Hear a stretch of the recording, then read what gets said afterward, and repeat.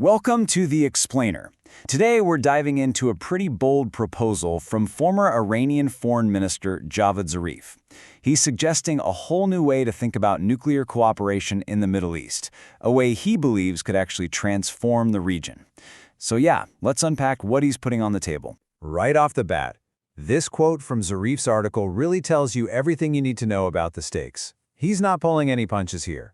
He's essentially saying the region is standing at a cliff's edge, and the danger of a huge conflict isn't some far-off possibility. It's right here, right now. And yet, right in the middle of all that doom and gloom, the article pivots. It asks us to consider something pretty radical. What if we've been looking at this all wrong? What if the very thing that seems like the biggest risk, nuclear capability, could actually be flipped on its head and used as a tool for cooperation and even peace? That's the core idea we're going to explore. All right, so before we get to the solution he's proposing, we really need to get a handle on the problem. Why does the author think the current situation is so broken that it needs a complete overhaul? Well, according to Zarif's article, the region is just dangerously close to falling into an abyss. He points to recent military actions as proof that things are getting out of hand.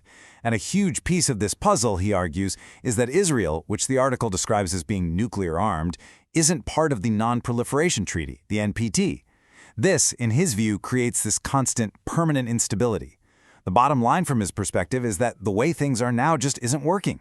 In fact, he says it's pushing things in a more reckless direction, not a safer one. And you know, this isn't some new debate that just popped up. The article makes it really clear that the conversation about making the Middle East a nuclear-free zone has been going nowhere for a very long time. Just look at this timeline. It really paints a picture of how long this has been dragging on. We're talking all the way back in 1974, when Iran and Egypt first floated this idea at the UN. Then in 1990, it got bigger, expanding to all weapons of mass destruction. By 1995, it was so important that it actually became a condition for extending the main non-proliferation treaty forever. And yet, here we are today. According to Zarif, progress is still completely blocked, and he points the finger at Israel and the United States. This 50-year stalemate is really his core argument for why the old approach is a dead end. So this all leads to the author's central argument, which is, look, this whole strategy of, as he puts it, holding hundreds of millions of people hostage to one regime's nuclear arsenal, it just hasn't worked. He calls it a recipe for permanent instability, and that's why he's so adamant that it's time to try something completely different. Okay, so what is this brand new idea? This is where the article introduces its central proposal, something it calls MANARA. MANARA, it stands for the Middle East Network for Atomic Research and Advancement, and the name itself is pretty telling. MANARA actually means lighthouse in Arabic.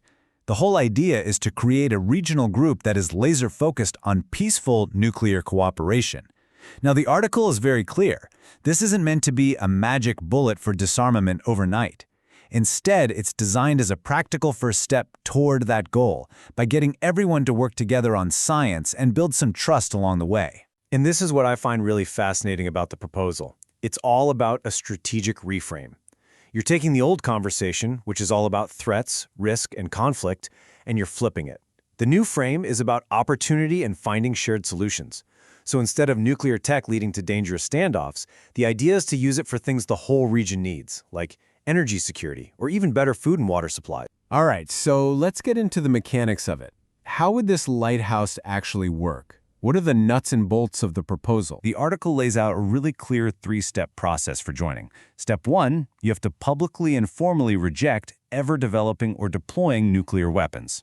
Simple as that. Step 2, you have to agree to let other members verify that you're sticking to your promise. And then step 3, the payoff. In return, you get access to all the peaceful nuclear technology for things like energy, medicine, and agriculture.